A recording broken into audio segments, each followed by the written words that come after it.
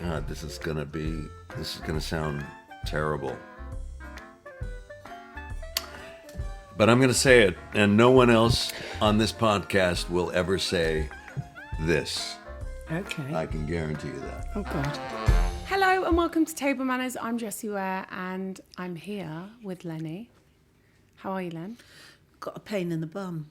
Oh. Piriformis syndrome. Okay. Yeah. My bum is strapped up. Oh. I'm on strong painkillers. Oh, you're high. No, Perfect not for at this all. guest. Not at all.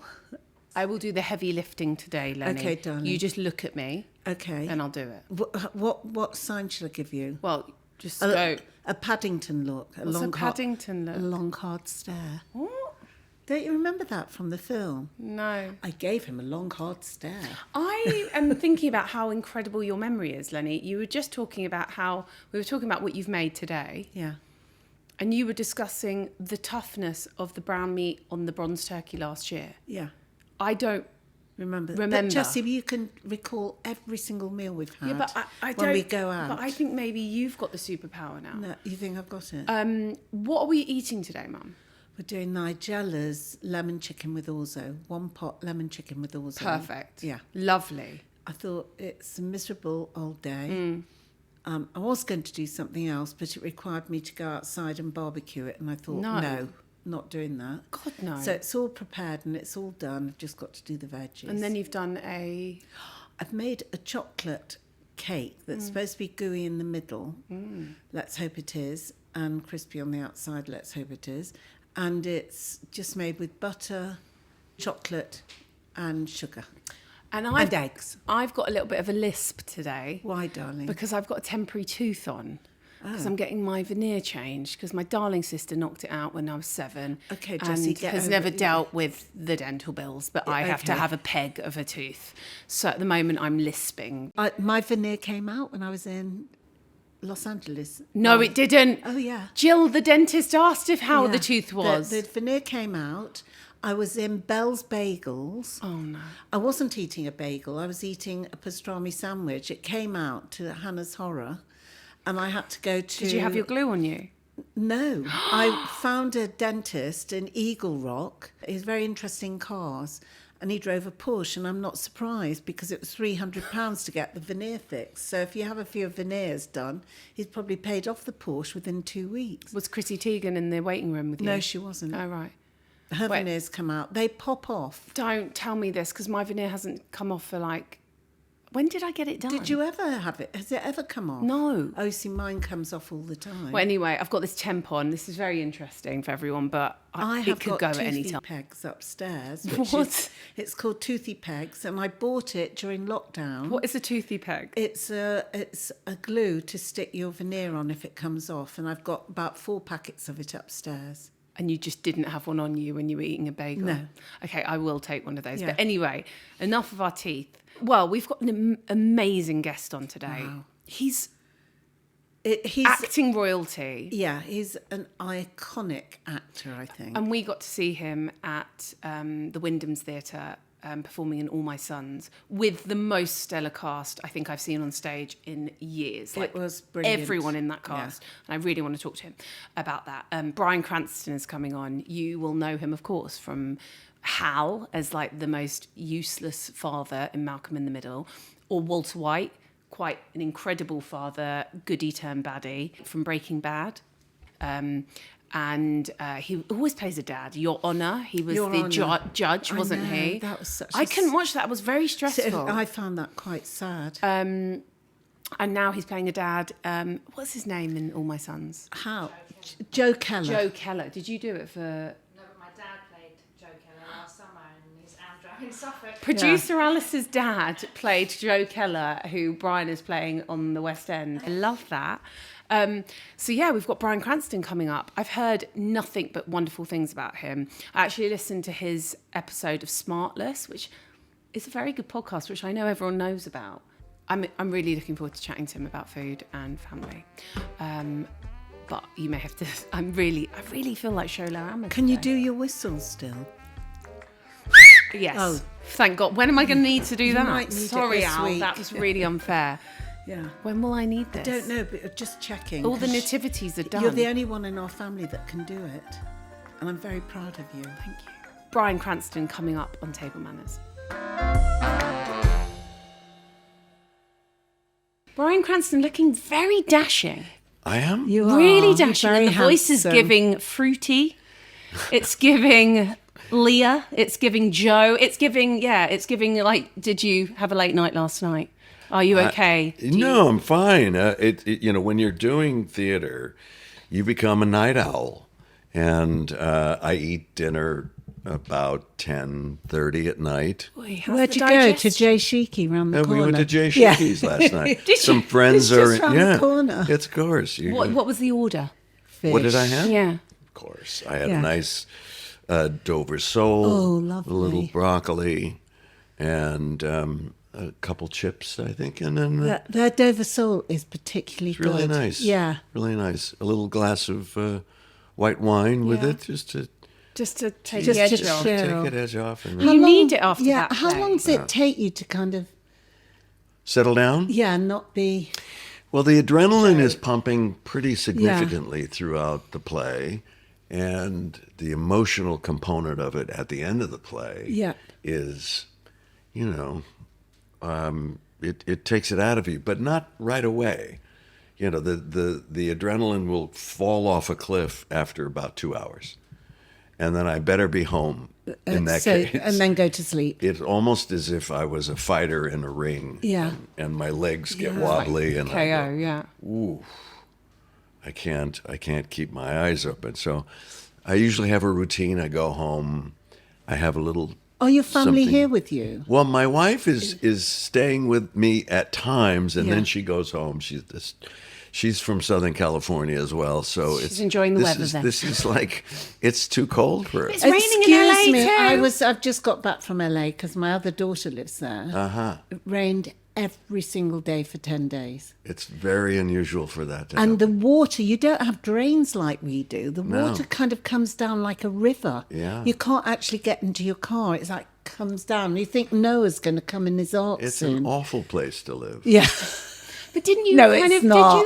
did you not, your house, did you not, is it called I want to say Three Palms, is it called your house? Oh, that's a beach house that Oh, a I beach designed. house. I designed my own beach house. I just wanted to be creative, and I had a little 40-foot by 40-foot square, and I thought, how can I make a house here that doesn't appear square, even though that's your imprint that you have? So what did you do? So I had different areas that had some roundedness to it. One is a staircase, and it was a lot of fun. But what I realized, I had more fun designing and building the house than I did living there. Oh, Oh. I didn't live there. It was our beach house kind of thing. And what I realized is that, I'm from Irish descent, and the sun is not a very kind thing to me. I usually will try to find ways to stay out of the sun. Yeah. So when you have a beach house, it's really, really difficult. or you're filming season after season of Breaking Bad. Yeah. That must have been bad for the old, skin damage. Oh, yeah. Well, see, you look at me now. I'm only 40. And this has You look been great. years and years so of am being I. out in the Yeah. So you were talking about your routine. You after the show, you go and eat. Is that all right? Yeah, it's good. Yeah, just if you need more and more, just nice. Yeah, it's nice, very soothing. Okay, good. Feels like a hug. Okay, good. Okay, good. So your routine, you go, you'll maybe see friends, and then you just go to bed after that straight away, or do you have to read something, or go in a sauna? I usually will see some friends right after the play, and I usually don't go out because it becomes too much time, and so once in a while, like last night was a rare occasion.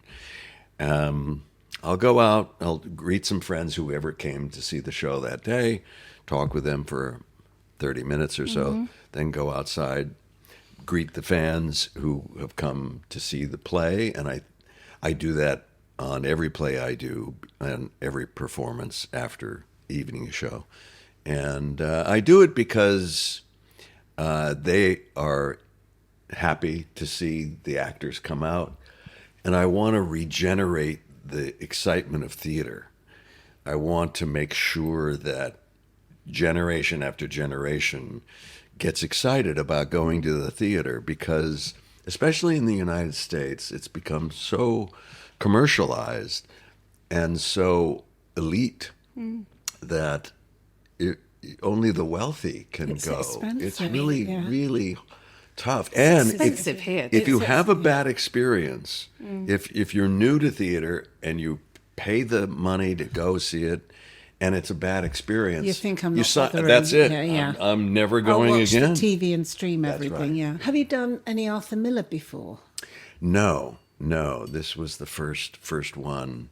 But he's such a beautiful writer. So I know. Really stunning. Cuts to the chase of it. Yeah. Did you, when you, I presume you got offered the part because you're Bryan and you're brilliant. Did you know the other cast? Was everyone cast at that point, or were you kind of the beginning of the casting? I was the first one. So were you involved in who else was cast? Were you able to have an opinion on that? Yes, although I trust Ivo van Hove, our director, so implicitly, and I realize that that's really his position. But he wanted to run the names of the people that he liked by me, and I would either say, "Oh, yes," or I don't know their work or whatever. But I didn't put the kibosh on anyone. Okay. But the cast is everyone in that Sensational. cast. It's Everyone is brilliant. the most generous kind of performances you feel such an ensemble. You feel like a cast on stage. Yeah. Everyone's looking after each other, and it was really exciting to watch everyone's performances. Yeah. And how they fed off each other. It was electrifying. Well, I can honestly say that that's the same tenor that is happening off stage as well. It's a good group of human beings, very respectful. We're very tactile, and we hug, and we meet an hour before every show on the stage, and we greet each other and say, "How was your day?" And we have a big group meeting, and what's any news to share or anything, and people will share things. Like, for instance, there was a friend of mine who recently passed away, and I wanted to bring his name up and just let everybody know that that's what I was dealing with, and the compassion and empathy that this group has. It goes beyond the necessity of being able to do a play. I liken it to being friendly and really loving your in-laws. Is it essential to love your in-laws? No. Mm-mm. You can cope and navigate somehow, some way. You can figure it out. But it's your partner that you have to really, that's the one you have to have the love with. And then but man, does it make it easier. Mm-hmm. It makes life so much easier when you really are fond of your in-laws. And I say the same about a company of actors. You play a lot of fathers. Do you feel the daddy of this particular ensemble? Yeah. Yeah, you do. You feel like the paternal figure. I do. And, my age and my years in the business, I take out my cast before we start. At the very beginning of rehearsal, I want to take out the cast and I want to talk to them about what we could establish. Not essential, again, but what kind of family can we create here? Because, and I think it's age-related too, at this stage of my life, I want the experience off stage to be as rewarding as it is on stage, so that you look forward to going to work, seeing these people, laughing about something that happened the night before, or, is it possible, can you delay your entrance a second? Well, let's try that tonight. And, and you're constantly talking about little incremental improvements. Will you move this production to To this house. To New York. We're coming to this house. Come to this house. Yeah, we'll get the whole street in. But will you move it to New York? I don't know. Maybe. Well, there's a possibility. Okay. There's conversation I about think it that. would do brilliantly. Well, it's beyond that. It's It's whether you can keep Yeah, it's- doing Joe for another year. yeah. It takes it out of you. It's both invigorating and enervating. Yeah, yeah. It's really an incredible experience because you are inspired by it and knackered by it. But It's both. I'm sure you probably just want to get on set after, maybe have a break, and then it will be that thing that you'll feel maybe the need to not be up and be a night owl for the next 6 months. And Yeah. but how exciting that you can do both and like. Well, I joke that after doing a play we're doing this play for 4 months, and after doing that, I need to go off and do a movie so I can relax. Yeah, yeah, It's yeah. like, because in the movie business and television business, it's bits and pieces. We're doing little bits, little pieces every day. In theater, if you've selected well and you've chosen a play that inspires you, motivates you, challenges you, because otherwise, why would you do the play? It's every single performance. There's no bits and pieces. Every single performance, there's a gut punch and a mental draining, and you're fully engaged, and it's exhausting. When you talk about taking the cast out, talking about what you all need and want and feel, did someone teach you that? Did you get inspired by someone who had maybe had that kind of father figure role to you? Growing up, when I was 23 years old, I started working in this business, and I'm about to be 70. So it's been a while. And there are certain actors along the way who I've really watched. And James Garner was one. Oh, yeah. Dick Van Dyke was another. And more recently, Tom Hanks. I've done 3 projects with Tom. And the way he conducts himself with his company, with his cast and his crew, I made a mental note. And it's like, okay, if I'm ever in that position, and this goes back 35 years that I worked with him first. What was that on? From the Earth to the Moon, which was about astronauts going to the moon back in the 60s. And I played the second man to walk on the moon, Buzz Aldrin.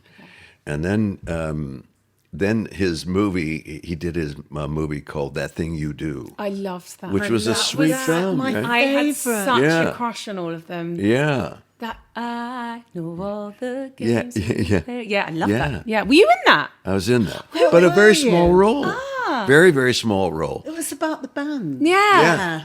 And so that, I see how he behaved coming to work with joy every day, getting the work done. And I saw also that, if you take it upon yourself, as you were indicating, to be the parent, the father of this organization, whatever, you can set the table for how you want others to comport. And I went, so it's there. If no one takes it, there's a vacuum. When I did Malcolm in the Middle, Frankie was 12 years old. Jane Kasmerick was not the type of person to take control of a situation. So there was an opening. And I thought, I really felt there's a vacancy here. Someone has to fill this. And I was third in line on that show. And I was like, I should probably step up and kind of organize things. And I did. And I went, Now, years later, Bob Odenkirk, who was on Saul. he was a star of Better Call Yeah, Saul. Saul. I took him out. He wanted to say, well, I'm about to star in my own show. And I said, Bob, for years, I kind of resisted taking control of things. people, fans say, "Oh, you're a star. You're a television star." "Oh, no, I'm just an actor. No." And spending so much energy trying to push back, and someone just said, "Just say thank you." And from that point on, I went, "Oh, you're a television star. Oh, thank you." And that's the end of it. So the energy savings was enormous. And I went, "Oh, there are different ways to just kind of manage your life." Right, so you're going to be 70. Yeah. Which is, it's all right once you get there. You hate getting there, but Well, once how do you know? You're not there yet. I'm way very over good. there. So, but is there a role that you really love to do, that you feel you've still got the breadth to do, and that you, I don't know, Shakespeare or something that you would like to do now? Yeah, come do the National. Some Shakespeare at the National. Yeah. Well, Lear is something That's that's Lear. always That feels been, right. been there. I'm now very much within the age range of King Lear. King Lear. You know, there are other roles, whether it's Ibsen or Odette's or more Miller to do, like Death of a Salesman, perhaps, or something. But you know, it's funny you mentioned, you said that I'm kind of a father. Well, I'm a father in real life. Yeah. And that's the roles I get too, as the type of person that I am. How many you know. children have you got? I just have one. One. Yeah. And she is an actor in her own right.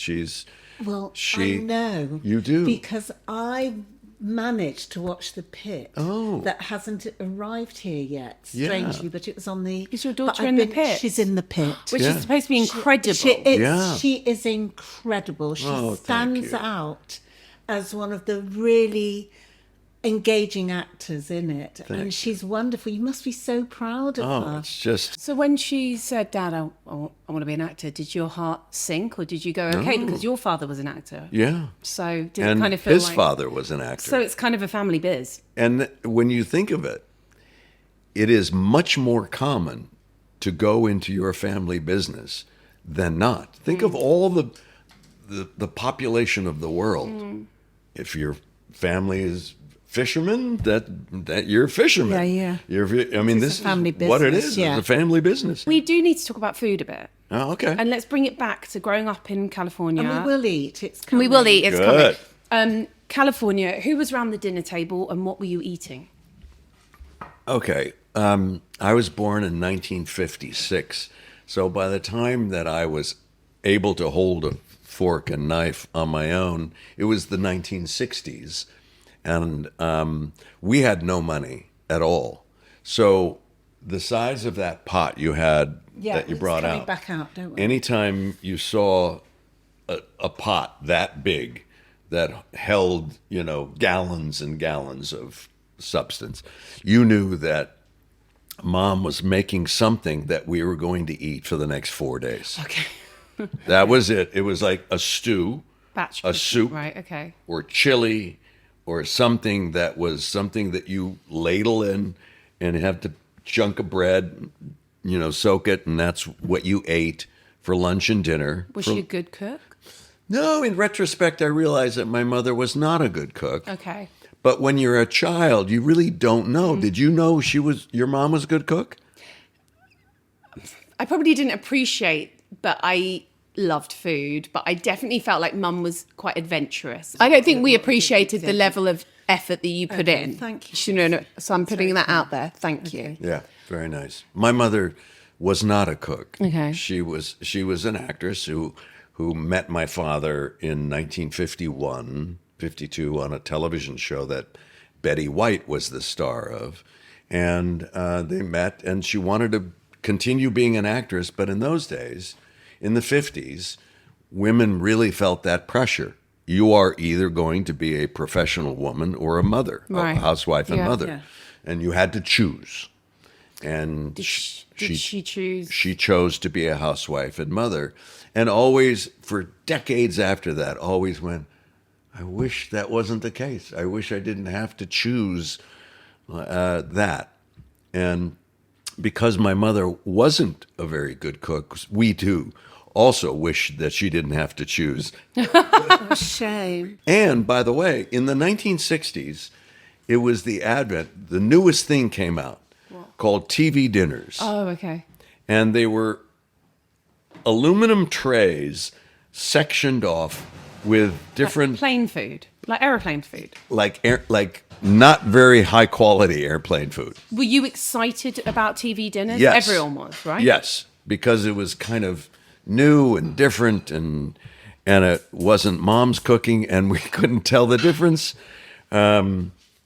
Now, my mother actually was a pretty good baker, however, Oh, okay. because her father was a professional baker and made cakes and cookies and things like that. And so she was able to do that pretty well. You've talked about your grandparents kind of stepping in to look after you when you were. Was this when your dad 12, left? yeah. Okay. Were your grandparents good cooks? No, Oh, okay. no. My grandfather could bake, and he could make bread, and he could make cakes and cookies and things like that. That must have been a lovely scent. Yeah, Smell when of he the house. did that. Oh, But okay. when my brother and when my parents split, actually my father left the family Yeah. when I was 11, and we went off to live with my grandparents for a year on like a small farm, like 4 or 5 acres, and we had duties on the farm. We had to kill chickens and then dress them and cook them and pluck them and gut them and do all that, and ducks and things like that. It was a very, hard learning experience for a kid from the city to Right. go to this farm and have my very German grandparents go, come on, this is how you do it.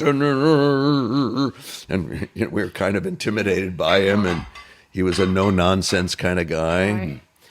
There was, we slept either on the floor in the living room during the winter or on the patio during the spring and summer. Was that because there wasn't enough space? Not enough space. It was a 1-bedroom, 1-bath house. And the bathroom was for my grandmother. We went outside. We Wild showered. wheeze. Yeah. You did a lot of wild wheeze. Okay. Yeah. And where was this? This was in a rural area in San Bernardino County, called Yucaipa, which is an Indian name, but it's So in California. in still, California. Yeah. Sounds quite tough. Was it quite like life lessons were learnt there? And was it a fun time for you? Or I guess you were maybe wondering where your dad had gone, and there was a lot of things going A on. lot of confusion going Yeah. on. At 11 years old, all of a sudden you don't see your father anymore. And I didn't see him again until I was 22. Did you fall out with him? You were disappointed in him. Did you even get the chance? to fall? Suppose, I don't even know. I mean, it was like he was just gone. Like, And he didn't try to keep in touch. no. Was that because he was trying to fulfill this kind of need Yeah. to be an actor? And Yeah, I think, parents are always teaching their children. In the best case scenario, it's how to be. What is a good family? What is a respectful, loving environment? That's not exactly what I had after age 11, but it was dichotomous, because from the time I was very young to about 9 or 10, it was really great. My parents were a nucleus, and they coached, and my mother was a team mom, and we did sports, and she made our Halloween costumes, and it was very, very great wholesome. And until it wasn't. I mean, and to us, it kind of fell off a cliff. We didn't realize what was happening. God, I'm sorry. Yeah. So your mum lived with your grandparents as well? No. Okay. No, my mom and my little sister lived, ironically, with my father's mother, Oh, okay. because we got foreclosed on. Our house was, the poster was put up on the door. The bank is taking back. Terrifying as a child. It's Not less feeling terrifying. secure. Well, those things are all internalized, though. They'll come out later. They've come out in my work they've caught you later. up, This yeah. is my own therapy. This is very good. Doing what I do is my own therapeutic experience, and going to therapy and trying to ask the questions. Why do I feel this? Why do I feel that? What is going to be a harmonious relationship for me and my partner going forward? How do I do that when it was such a terrible experience with my parents? So as I was saying, under the best circumstances, your parents are living by example. They're not telling you this is how you should live, but they're just living it. And hopefully it's loving and respectful and warm, and you go, that's what I want. And that's what I knew, and that's what I was raised with.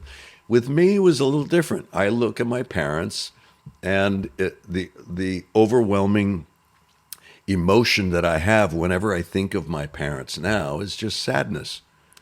It's just sadness that they both kind of wasted their life. My father was very ego-driven. I'm going to be a star. I'm going to do this. I'm going to do, And my mother was a lovely, sweet, fun, immature person who was like the character from a Tennessee Williams play, always depending upon the kindness of strangers. She always loved the idea of male attention. And so once my father left, she dated, she married. She was married 4 times. Wow. My father was married 3 times. So that must have been so confusing for you. I don't know. I guess it was. But maybe even though, it sounds like your grandfather was quite stoic and kind of no nonsense. Yeah. Did you feel secure in that environment? Completely. Okay. Completely. My brother and I, he's 2 years older than me, we went to our grandparents' little farm to live for a year, kicking and screaming. Mm-hmm. We didn't want to go at all. Why would we go in the middle of nowhere and sleep on the floor? And they were like, what's going on? By the time my mother had set herself up and we were going to go back to live with my mother, we didn't want to go.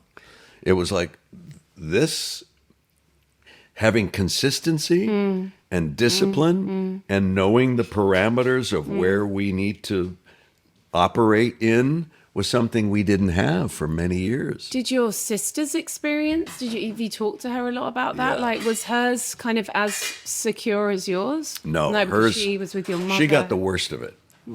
Okay. She was 5 years old when my dad left. She didn't remember him at all, only through pictures. Right. I remember she looked at a picture once, and there was an old photograph of my father holding up my sister when she was a year old or something. And I remember my sister saying, "Oh, yeah, I guess I did have a father." She didn't remember him at all. And she had to endure my mother's life of flirtation and dating men who were really kind of less than people. She was an alcoholic. Your mom? Yeah. And so she seemed to attract not only alcoholics, but she seemed to attract men who were a little less able than her, so that she can run the show. Right, okay. And then she would, this guy, geez, this one. She would always... So no one wanted to be around them because it was... And now as an adult, a young adult, I go... So she was spending her time developing relationships with all these men to get the attention of them, to fill the hole that is lack of love. The love she wasn't getting, she was getting attention, and she thought that was love. And it wasn't love, but that's what she thought, and she was immature. Oh, my goodness. God, Mom. Showstopper. Come on. Look at Gorgeous. that. Beautiful. Thanks, Mom. Thank you. So you do this in one pot. This is just, everything goes in one. You can give him a little takeaway box so Talk you can have it about- for later. Talk about a hug. This Do you cook, Brian? I don't. Primarily, the way I was raised is that, unfortunately, food in my house was something that you needed to do. It was a task, Yeah. as opposed to To a joy. yeah. So you don't cook. No, So you must eat out a lot then. Or is your wife a good cook? my wife is a good cook, but she's not a confident cook. Okay.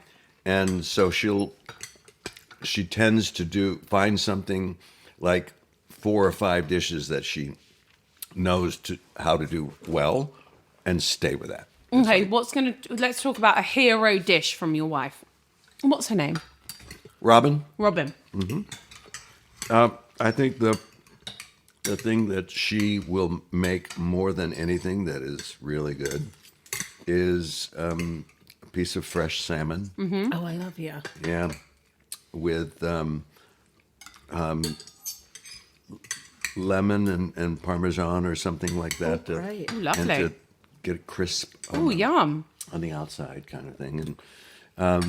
And maybe some potato dish, but small, and always with asparagus or broccoli or something like you have here. We ask everybody, Brian, what their last supper would be. So you're going to a desert island for a very, very long time, and you're allowed your last supper. About to die. Well, you choose. Do you want to die or do you want to go to a desert island? Which one do you fancy? You mean a slow death Well, or a quick one? I don't know. Like, wow, you have to think like you're going method on me with the last meal. Starter, main, dessert, drink of choice. Okay. Okay. My partner from Breaking Bad, Aaron Paul. Yeah. And I have our own Tequila. mezcal. Mezcal, sorry. And we're coming out with a tequila very soon. So we have a company called Dos Hombres and Dos Hombres. Dos Hombres. And we're now, like the 4th largest mezcal company Where is it? Your in Oaxaca, Mexico. Oaxaca. Yeah. It's like Champagne, France. Yeah. Oh, so all the It's- all of them are made around there. Yes, it has to be. Okay. Is that because there's expertise?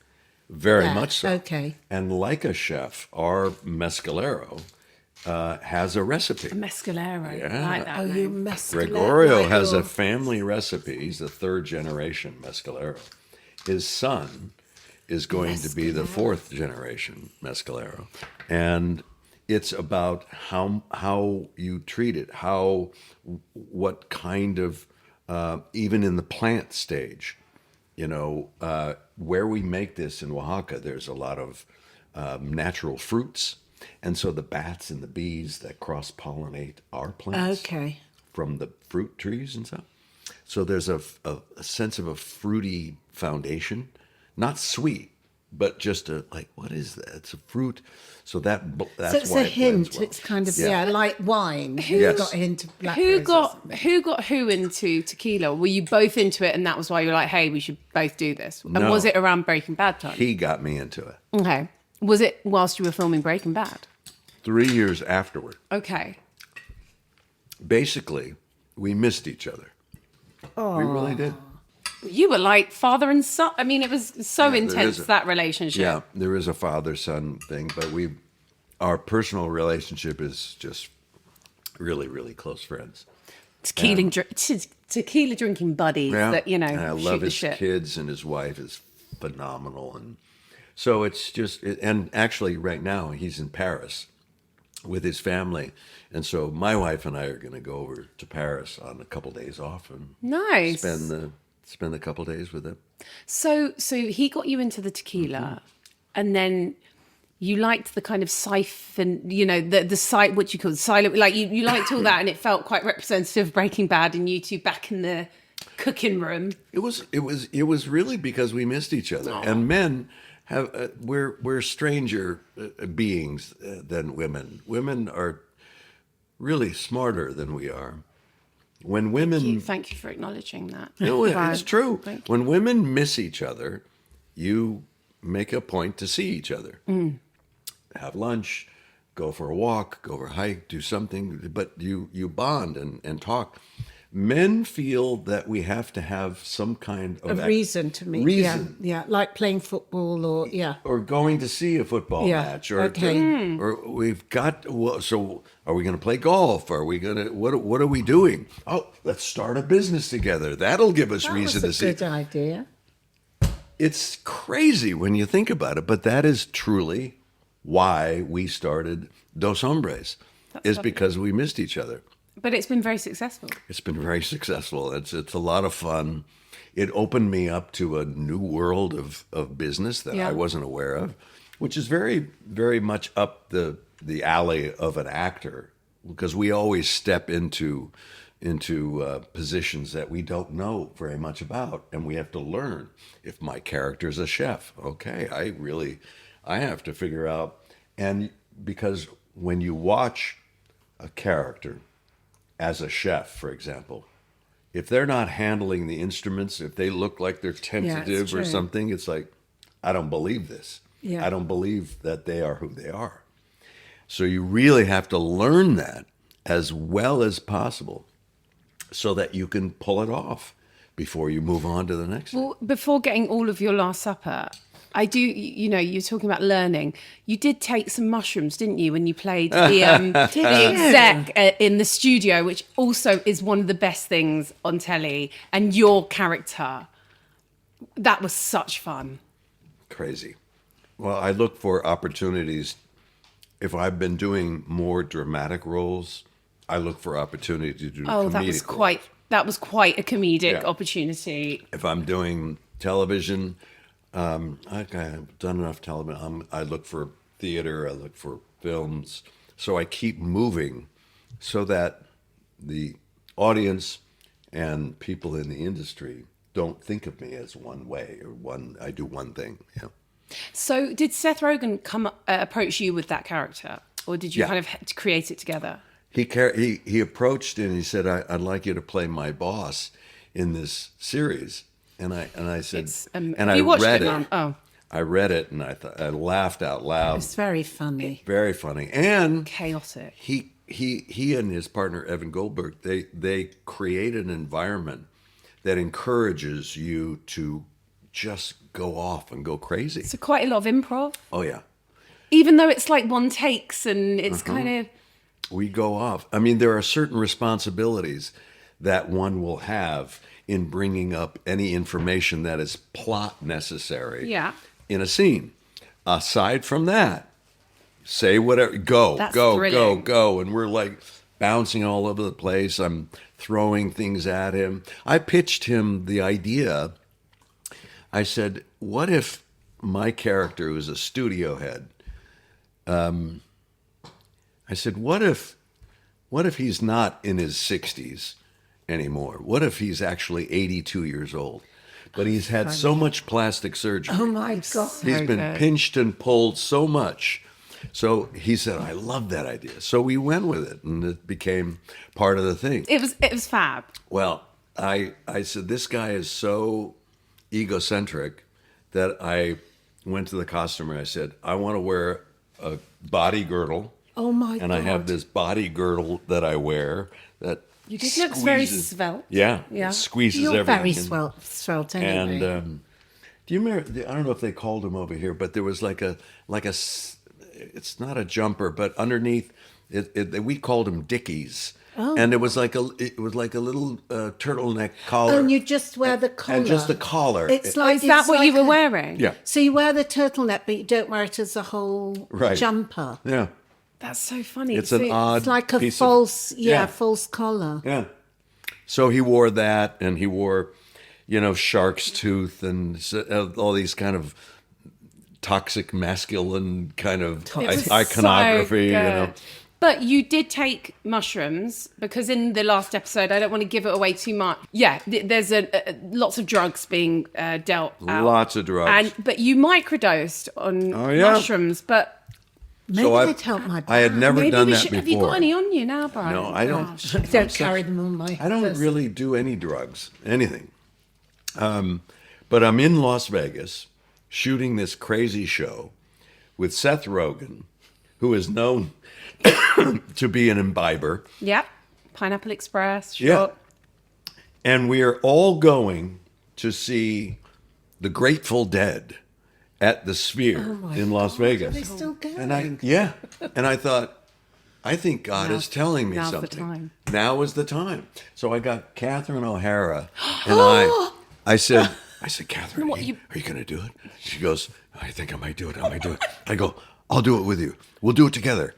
And Ike Barinholtz, who had some mushrooms. We said to Ike, you got to promise us, because we've never done this before. Be kind. Don't. I assure you, you will be absolutely okay. I promise you, I won't mess you So how up. did you feel when you took them? Lenny, if this was a glass of wine, Yeah. that's what it felt like. Oh. Like you drank a glass. You needed a couple more. This You size. feel relaxed. Chunks. There was nothing. So I it's didn't feel not anything. like cocaine. It's not No. like you kind of feeling Did- live. Well, I don't know. I've never done coke. Neither Did have I. Catherine feel? She didn't do it. Oh, She chickened out at the last minute. Brian, I think I think you need to take more next time. Really? Yeah. Okay. Do you like wine? I do. Yeah. What would be your wine order? Like, what was your wine order Depends last night? on what Okay. Well, okay. last night I had a nice Dover Soul, and so I had a little glass of Chardonnay to go with that, and just to sip it, because I just want to, step down. I don't want to jump down. I want to just ease into the night. I would have thought you'd be a whiskey drinker. Oh, I like bourbon. Right, Last Supper. We haven't. We've Yes. got. I think we've gonna got get- Dos Hombres as your drink. Yes. Okay. Starter. So my Your my appetizer. starter would while I'm very partial to salads, and being from California, fresh vegetables, fresh lettuces. Yeah. That's always been an important part of our lives. I love soups as well. So and again, it depends on the season. And if it's fall or winter, I'm having a starter of soup, whether that's a lentil, could be French onion, could be A bit farty. Though, potato isn't leek. No, I don't know. it? French onion's a bit farty. Is it? Oh, I don't know. Well, that's for your after dinner walk. That's what that's used for. Farty after Yeah. dinner. with each stride. That's you. I love that. Yeah. Okay. Fine. Yeah. A little farty after dinner. Okay. Fine. So French onion. Okay. We're going lentil. Right. Okay. Mains. Well, a nice chicken is really so clean, and I mean, what you served here was just phenomenal. I would probably have fish, though. Okay. I- I love that. I thought Lenny's chicken was about to be named as your Last Supper, and then you made a swift turn. Yeah, I mean, this. Wow. I take this very seriously. You It's really the Last teased us Supper. there, Brian. Jesus. Okay, what's your Last Supper?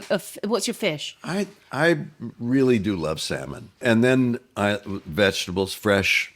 It's quite light. This. Yeah. Oh yeah. Yeah. Yeah. But But are we going in on the dessert? I would have Say, a side of pasta. okay. Well, that's okay. I think that's allowed. What Yeah. kind of pasta? Are we going saucy? I would probably do a pesto. Oh. A pesto, like maybe a little swirl clump of linguine pesto. So, you've just brought over a delicious-looking Yeah. chocolate cake. Mm. Do you want to introduce your chocolate cake? It is. It's kind of a gooey chocolate cake. Like a tort, would we call I it? don't know, darling, what you call it, but I'm going to try and make it look nice. How big a bit? No, not too big. Yeah, thank you. Do you avoid anything before being on stage, like that Most will like things. affect kind of the old voice? I don't like to have a. I think. Big piece of chocolate cake before you're about to go to the Wyndham. Yeah, I think. Thank you. Tastes Do you want cream or creme fraiche or And berries? there's berries there. I like both? berries. I'm not much of a cream or creme fraiche person. Oh, okay. Jessie. You're raw dogging it. Okay. Yes, please. Thank you. But I'll try a little bit and see what that's like. So we've got salmon with a side of pesto and Yeah. fresh vegetables. Yeah. Now, how are we going to end the meal? Oh, I probably would have glass of wine with that as well. Okay. You know. Where are we going for the glass of wine? Are you doing the Chardonnay like at Grey Shiki? Yeah, maybe. Okay. Nice, something buttery, something soothing. Probably. Delish. Yeah, it's really good. Maybe we should give a little slice for Hayley for later. Maybe you can deliver a slice for later. I may not make Love- it. You can have another one too. You can take some home. Just say love from Jessie and Lenny. She didn't burn herself today. So what are we doing for Pid? I would probably go for something like a creme brulee. Yeah. Something. But you don't like cream much, Brian.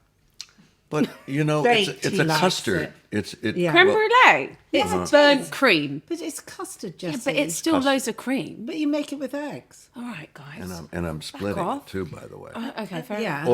Or a clump of ice cream. I love ice cream. What's your But you don't flavour? like cream. No, but what's your flavour? I'm really Clotted I cream. think something like They like don't a serve caramel nut.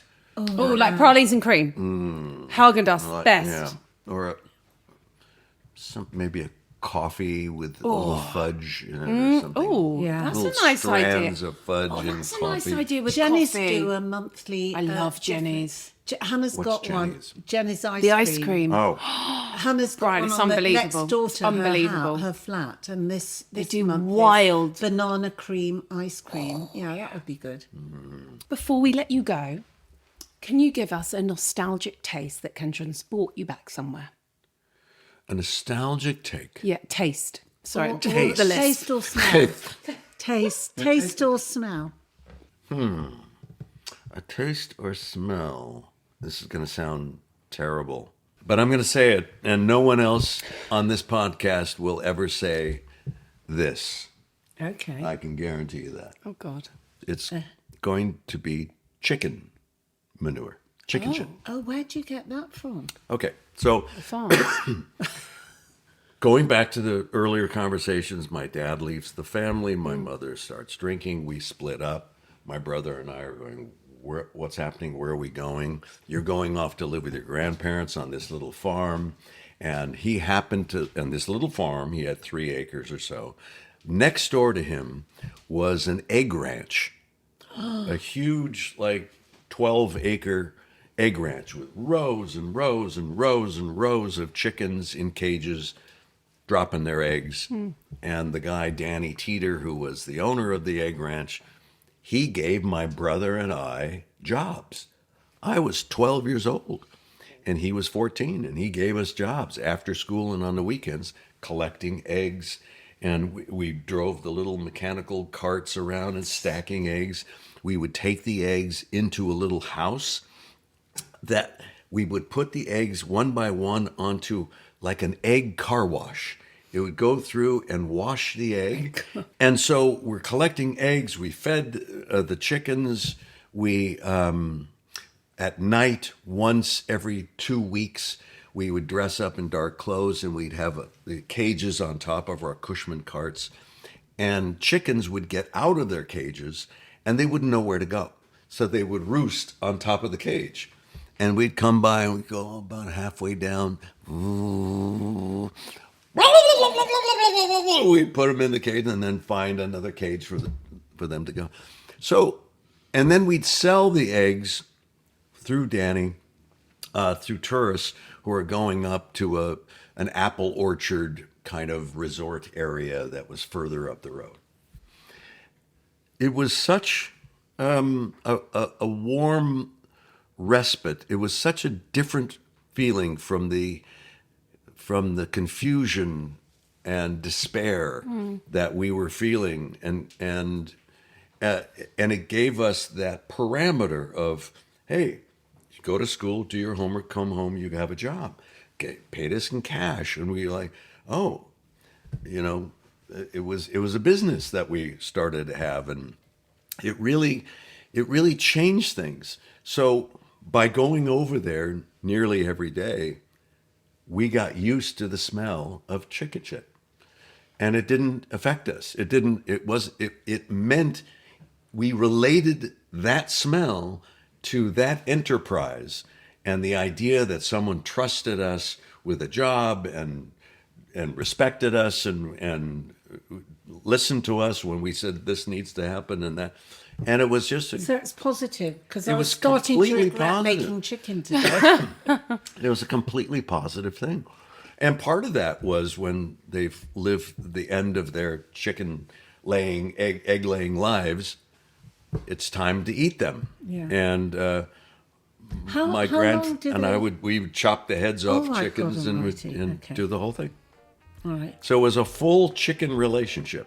a full chicken relationship. Brian, It thank was you. a very foul child. Foul. Very good, very good. Brian, thank you so much for coming Thank you. on. It's It been was fun. such a pleasure to Thanks, meet Jess. you. And we can't wait to see you do King Lear, maybe, in a be few fun. years. I Yeah, would like think to do it's that. essential, Yeah. actually. Thanks, Brian. Thank you. Bryan Cranston is fabulous. Just wonderful. Loved chatting to him. Appreciated how open he was in the conversation. He was really, wonderful. The voice is like velvet. Oh. Just gorgeous. And he just makes you relax, doesn't Yeah. he? Very warm person. He should have a podcast. Or Yeah, just tell very, stories. tell stories. He's a very warm person. The food was delicious. Good. Loved it. Good. Delicious. Thank you. Pleasure. I know your back's hurting. It's fine. My tooth's hurting a bit too. Is it hurting? Yes, a bit.